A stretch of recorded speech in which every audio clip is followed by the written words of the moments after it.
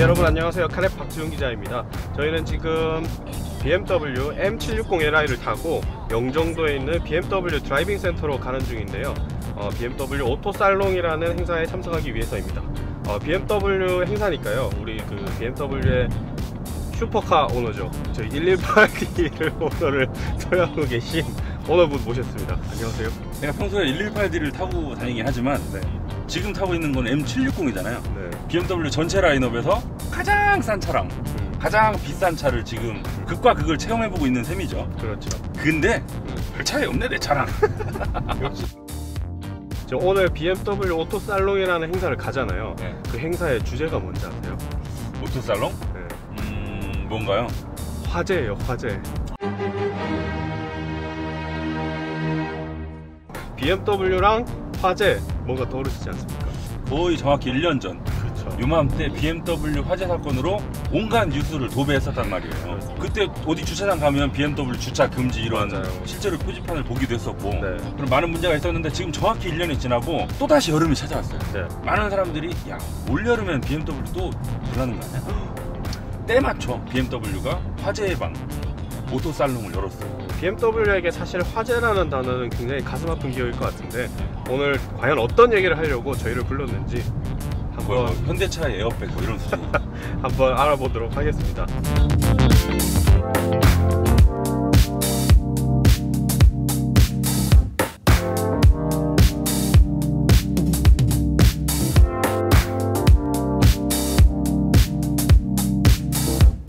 이제 소방청에 의하면 연간 약 5천여 건의 화재가 일어나고 있습니다. 그 말은 하루에 약 14건 정도, 그냥 산수로 계산을 하고 하루에 한 14건 정도의 화재가 일어난다고 하고요. 이거는 적지 않은 숫자입니다. 저희가 미디어를 통해서 접하는 부분도 있고 하긴 하지만 14건이라는 게 적지 않은 숫자이기 때문에 제가 생각을 할 때는 이거는 저희 BMW를 포함을 해서 이거는 모든 차량 제조사의 큰 숫자가 아닐까 생각이 듭니다. 지금까지 사례들을 보면 다행히 BMW 사례들을 봤을 때는 인명피해까지는 아직 없었습니다. 그 중에 그나마 다행이라고 봐야겠죠. 하지만 당연히 차량에 화재가 나는 것 자체가 재산피해이기 때문에 오늘 이 자리에 모시고 말씀을 드리고 싶은 부분은 조금이나마 이 화재의 위험성으로 노출될 수 있는 부분을 확률을 조금이라도 낮출 수 있다. 제가 오늘 좀 이 자리에 나와서 좀 긴장 많이 하고 지금 좀 어떻게 보면 저한테 숙제이기도 한데 그러면 성공한 게 아닌가, 조금이라도 낮춰진다. 오늘은 저희가 실제로 BMW 차량들에 있었던 사례들을 보여드리면서 어떠한 부분에서 예방이 될 수 있었던 부분들이 충분히 지금 보이기도 하고요. 그런 부분에 있어서 앞으로 최소한 앞으로 조금이나 나아지는 어떠한 이런 부분을 좀 말씀을 드리기 위해서 좀 이런 오늘은 이런 미팅 자리를 좀 부탁드리는 말씀을 드리겠습니다. 먼저 저희가 지난 5년간 있었던 외부 요인으로 확인된 화재에 대해서 저희가 분석을 했습니다. 순서대로 이제 하나하나의 분류에 대해서 이제 설명을 실제 예를 들면서 말씀을 드리거든요. 첫 번째로 외부 기기에 대해서 좀 말씀을 드리겠습니다. 저희 BMW 차량의 외부 기기가 뭐가 들어갈 수 있을까요? 혹시 뭐 예상되시는 게 있으실까요?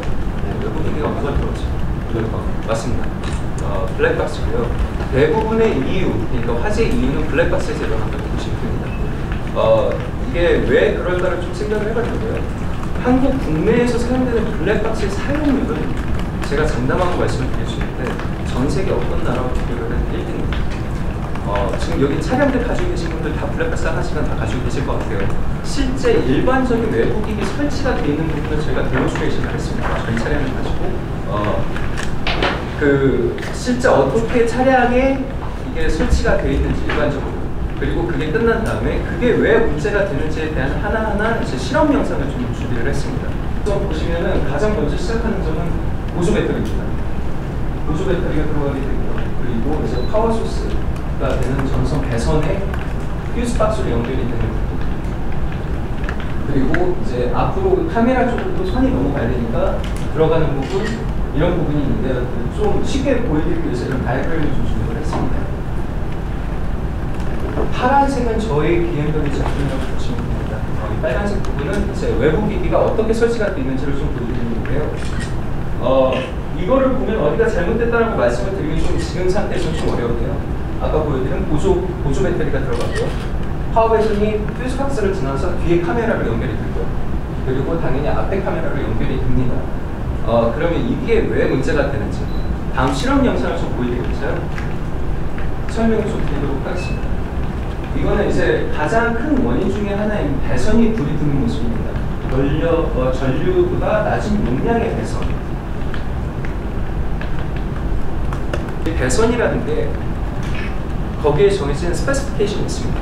거기에 정해진 용량에 대한 스페시피케이션이 항상 있고요. 이거는 사용된 배선의 길이 그리고 거기에 흐르는 전압에 따라서 특정된 배선의 그 용량이 있고요. 이 부분은 누구나 쉽게 다가갈 수 있는 인포메이션이기도 한데 많은 사례들을 봤을 때 이런 게 하나도 이제 준비가 안 된 상태에서 차량에 지금 인스톨이 된 경우가 굉장히 많았습니다. 그래서 지금과 같은 이런 화재들이 일어날 수 있는 부분입니다. 그러면 이런 용량이 없는 지금 여기가 어떤 부분인지 말씀해 주실 수 있으실까요? 혹시? 지금 저희가 차가 옆에 있기 때문에 좀 말씀을 드리면요. 문 열어도 되겠죠? 네. 맞죠? 이 부분입니다. 이 위쪽 헤드라이너라고 하는데요. 이 위쪽 부분은 배선이 들어가는 모습이고요. 그리고 이제 배터리가 저희 차량은 배터리가 보통 뒤에 달려있기 때문에 뒤에서 배선을 연결을 해서 앞에 카메라, 그리고 뒤에 카메라, 그리고 이제 정션 박스라고 하죠. 이제 퓨즈 박스로 들어가는 부분을 연결하는데요. 이것이 문제가 되는 데는 두 가지 이유가 있습니다. 당연히 지금 화재에 대해서 말씀드리고 있기 때문에 화재가 일어날 수 있고요. 이게 뭔지 아실까요? 에어백입니다. 저희 차량뿐만 아니라 지금 많은 차량들이 커튼 에어백, 이제 유리창 쪽으로 이렇게 커튼처럼 내려오는 에어백이 기본 사양으로 달려오는 경우가 굉장히 많고요. 지금 배선이 연결이 되는 부분 자체가 이렇게 길게 차량이 인스톨이 되는 경우가 대부분입니다. 당연히 화재는 문제겠지만 만약에 혹시나 사고가 났을 때 저게 제 역할을 못하는 건 당연한 일이고요. 지금 보시는 영상은요, 여기 지금 이게 보이시죠? 빨간 원 안에 있는 데는 지금 아까 보여드린 보조 배터리입니다. 지금 이 차량의 경우에는 보조 배터리가 운전 중에 터졌습니다. 이런 사례가 있는 거를 감지가 됐을 때 저희는 새 차량들 같은 경우에는 저희 BMW에서 실제 인증을 하고 그리고 그거에 맞는 워런티 인스트럭션에 따라서 지금 새 차 같은 경우에는 저희 인증 제품을 아예 달아서 내보내고 있습니다. 이유는 이게 시작이라고 보시면 됩니다. 이제 다음 섹션으로 넘어가면요. 이제 여기서 그 동영상을 보시게 될 건데요. 보시면요.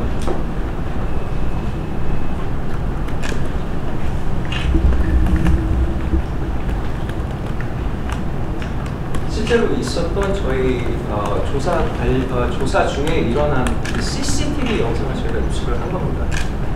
당연히 지금 많은 전문가들이 밖에 계십니다. 그분들을 다 말씀을 드리는 게 아니라는 점을 먼저 오해를 하시지 말아달라는 점을 말씀을 드리고 싶긴 한데요.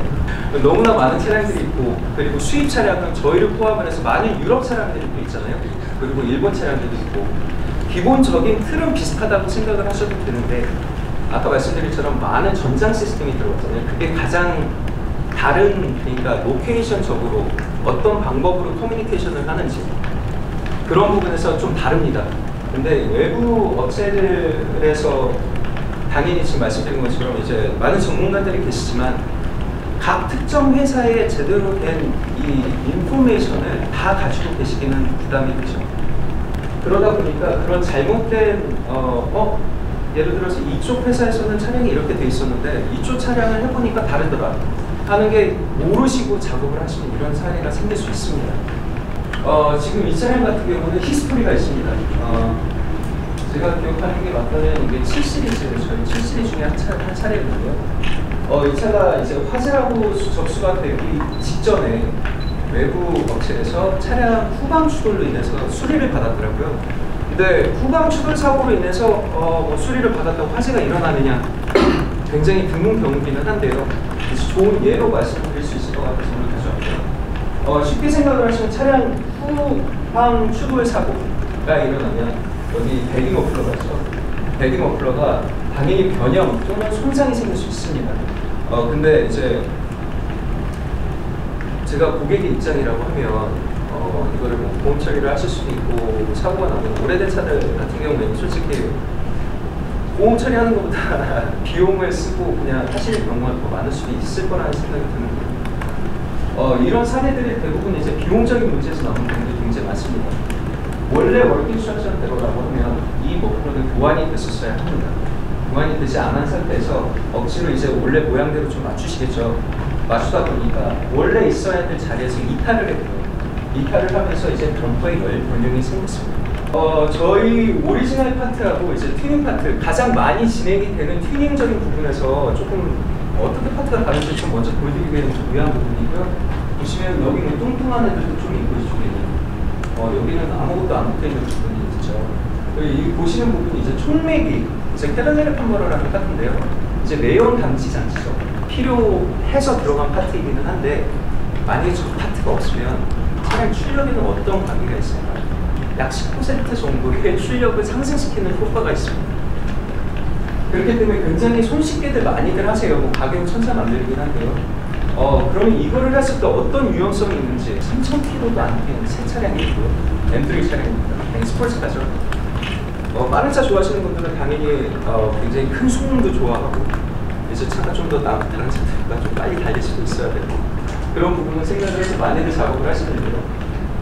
이 차량 지금 동그랗게 하이라이트 있는 부분을 좀 보시면 아까 조금 퉁퉁했던 파트들이 있잖아요. 그런 부분들이 안 보이는 게 좀 보이시면 일자 그냥 파이프로 보이는 부분을 보실 수 있는데요. 이 차량 같은 경우에는 이 파이프 외에도 엔진 튜닝을 같이 동행을 했습니다. 같이 진행을 했는데요. 튜닝을 하다 보면 어쩔 수 없는 밴드라는 게 생기고요. 열이 생깁니다. 당연히 차량 내부에서 완전 연소가 되어야 되는 그 연료가 밑으로 흐르면서 이쪽에서 연소가 되는 거죠. 그래서 이런 부분 때문에 차량이 화재가 났고요. 뒤에 범퍼를 보시면 이런 상태가 됩니다. 말씀을 드리고 싶은 게 이게 엔진룸 위에서 저희 디젤 엔진의 형상인데요. 이 붉은 부분이 지금 열이 형성이 되는 부분입니다. 열이 형성이 된다는 것은 아까 말씀드린 것처럼 배기 시스템의 자리를 하는 데 잘고요. 실제 엔진에서 보시면은 이 부분입니다. 이 부분인데요. 왜 이게 화재랑 연관이 될까라고 이게 왜 관리 부족이라고 할까 하는 부분을 좀 말씀을 드리면요. 아까 말씀드린 것처럼 굉장히 고열의 파트라고 말씀을 드렸는데요. 이 파트 같은 경우에는 표면 온도가 최고 400도까지 올라갈 수 있습니다. 당연히 차가 완벽한 상태라고 하면 이거는 문제가 돼서는 안 되겠죠. 근데 말씀을 드리는 게 지금 보시면은 여기는 플라스틱 파트도 있고 여기는 무슨 카버도 있고 지금 이런 상황인데요. 이렇게만 보셨을 때 이 까만 부분 플라스틱 재질이 맞습니다. 저희 실린더 헤드 카버 게스킷이라고 하거나 뭐 밸브 카버 게스킷이라고 많이 말씀을 하시는데요. 여기 밑에는 이제 실린더 헤드, 밸브까지는 실린더 헤드가 있습니다. 이 두 가지 다른 파트가 만나는 지점에는 게스킷이라는 게 들어가죠. 근데 보통 게스킷이 재질이 고무 재질인 경우가 많습니다. 고무 재질일 경우에 이게 딱딱해지는 경우가 생깁니다. 재질이 바뀌는 거죠. 많은 열을 받고 식었다가 열을 박았다가 하면서 이제 재질이 바뀌는 상태가 되는데 그러면 어느 순간 오프닝이 생깁니다. 오프닝이 생기면 그 자리에서 오일이 도유가 생길 수가 있습니다. 처음에 오일이 생각보다 불이 붙진 않습니다. 이게 원인이긴 한데요. 그게 당장에 불이 붙진 않습니다. 세월이 지나고 시간이 지나면서 이제 뭐 어떤 거든 계속 그 자리에 뭔가 계속 흐르면은 여기에 이제 그 레지듀 그 남는 물질들이 생기겠죠. 그리고 그 남는 물질에 뭐 액체 오일이니까 액체겠죠. 거기에 온갖 오염이 생기고 다른 물질들이 또 가서 붙습니다. 굉장히 그래서 까맣고 더러운 모습을 보이는데 그게 오래 앉아 있고 여기에 400도까지 올라갈 수 있는 열이 가해지면 추후에 불이 생기는 경우가 많습니다. 이 차량 제가 말씀드렸던 DPF 위에 이제 오일이 도유가 오래돼서 까맣게 남는 자리가 보이실 겁니다. 또 차량이 주행이 되면서 뒤로 흐르겠죠. 그리고 밑에서 봤을 때도 있습니다. 여기서 오일이 흘러내리는 거죠. 실제로 이 차량은 이것 때문에 화재라고 신고가 들어간 차량입니다. 이 차량 같은 경우에는 화재 접수가 되기 직전에 저희 딜러 한 군데를 들렸던 이력이 있고요. 보시면 이제 저희 테크니션이 이런 식으로 노트를 남겨놨고 보시면 지금 헤드커버 누유가 확인이 되고 누유 점검이 요망이 된다. 그리고 화재가 일어났다 라고 말씀을 드렸던 부분입니다. 그래서 오늘 말씀을 드리고 싶은 거는 이러한 게 뭔가 확인이 된다. 수리를 받으시는 게 맞다라는 말씀을 드리고 싶은데 이런 예를 좀 들었습니다. 부주의로 인해서 차량에 화재가 났다. 부주의라는 말 억양 자체가 굉장히 사소한 문제 같잖아요. 사소한 문제인데 부주의로 화재가 일어난다. 외부 주차장에 장시간 주차가 되면 차량 온도가 최고 90도까지 올라갈 수 있습니다. 흡연하시는 분들 주머니에 라이터 넣어놓고 자리에 앉으실 때 많으시잖아요. 그러면은 그게 빠집니다. 저도 몇 번 경험한 적이 있어서 빠지면 운전자 쪽에 계신 분은 센터판 솔과 사이에 빠지는 경우도 많죠. 다행히 뭐 이렇게 밖에 있다 그러면 찾지도 못하고 못 보시는 경우도 되게 많습니다. 좀 폭발의 위험이 있습니다. 90도에서 당연히 팽창도 될 거고 이제 이게 안으로 이렇게 그 안에서 빠져나오면서 온도와 만나면서 분명히 발화가 될 수 있죠. 우선 차량은 화재가 나기 전에 인지할 수 있는 부분이 4가지가 있습니다. 간접적인 부분이 있을 거고 이제 직접적인 부분이 있을 겁니다. 직접적인 부분은 하늘 냄새 그리고 시각적으로 보이는 연기. 왜냐면 AC 틀어놔도 공기가 들어오고 히터를 켜도 공기가 들어오고 느끼실 수 있는 부분이 있고 그리고 냉각수 부족분과 엔진 과열 경고. 그러면 어떻게 하셔야 되느냐?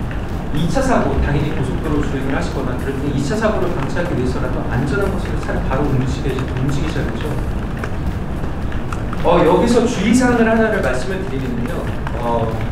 화재로 인지가 된 상태에서 고객분들이 빨리 화재를 진압해야 한다는 마음에 후드를 열라고 하시는 분들이 분명히 계실 거예요.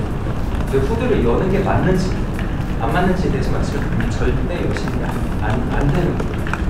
이유는 그렇습니다. 아까 말씀드렸듯이 후드가 닫혀있는 상태에 굉장히 좁은 공간이기는 하지만 이 안에는 많은 가연성 제품이 들어가 있습니다.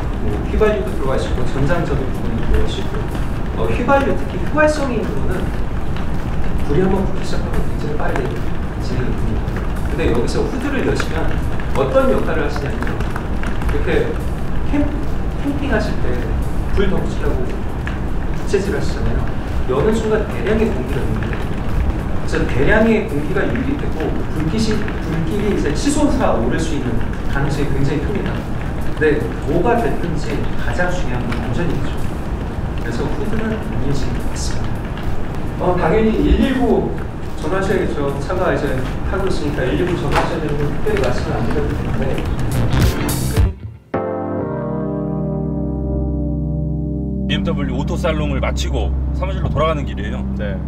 어떻게 느끼셨어요 오늘? 최근에 뉴스들을 보면 BMW에서 또 불이 났다 이런 뉴스들이 이슈가 한참 될 때만큼은 아니지만 그래도 가끔 있었어요. BMW에 불났다. 요즘 그렇게 BMW 화재 소식이 나면 사람들이 왜 불났는지보다 BMW가 또 불났다. 네. 불났는데 BMW더라. 그쵸. 딱 거기에 초점이 맞춰지거든요. 맞아요. 그런 오해들을 BMW가 풀고 싶었던 것 같아요. 그쵸. 그러니까 우리 억울해요. 그것 때문에 EGR 때문에 불난 거 아닌데 그냥 BMW 불났다 이것만 생각하시니까 우리는 억울하다. 그리고 요즘 불나는 이유들을 보니 이러이러한 이유들이 있더라. 네. 그래서 EGR 말고도 차가 불나는 건 이렇게 다양한 요인들이 있습니다. 네. 그러니까 BMW뿐만 아니고 어떤 차를 몰고 계시던 차량 화재를 막을 수 있는 방법에 대해서 설명해주는 시간도 있었죠. 네. 이후에 어찌됐건 야 BMW 또 불났대. 그렇게만 확산되는 게 약간 염려스러워서 그렇죠. 이런 오늘 같은 자리를 만들었던 것 같고 작년에 이제 리콜 조치가 1차, 2차 있었고 흡기 다기관 리콜 조치까지 총 3번에 관련된 리콜 조치들이 지금 이루어지고 있는 중입니다. 네. 거의 97% 그 정도가 완료됐다고 하고 네. 아직까지 리콜을 받지 않은 소수의 오너들한테는 지금도 전화를 몇 번이나 돌리고 있는지 네. 이런 거를 적극적으로 어필했잖아요. 예전에 불이 났을 때 그런 큰 이슈는 리콜을 통해서 다 막았다고 보는 거예요 스스로. 네. 그리고 이제 아직 잔불이 남은 거예요. 잔불은 소화기를 통해서 칙칙 끓여있다는 거죠. 꺼진 불도 다시 보죠. 네. 큰 불은 다 껐고 이제 네. 잔불 정리를 하는 조치도 이 정도면 되게 적극적인 태도다. 그래서 이런 사건이 있을 때 대부분의 회사들은 이걸 덮어가지고 무마하기 바쁜데 정면 돌파를 한다는 점, 이런 태도는 올바른 길이 아닌가 싶습니다.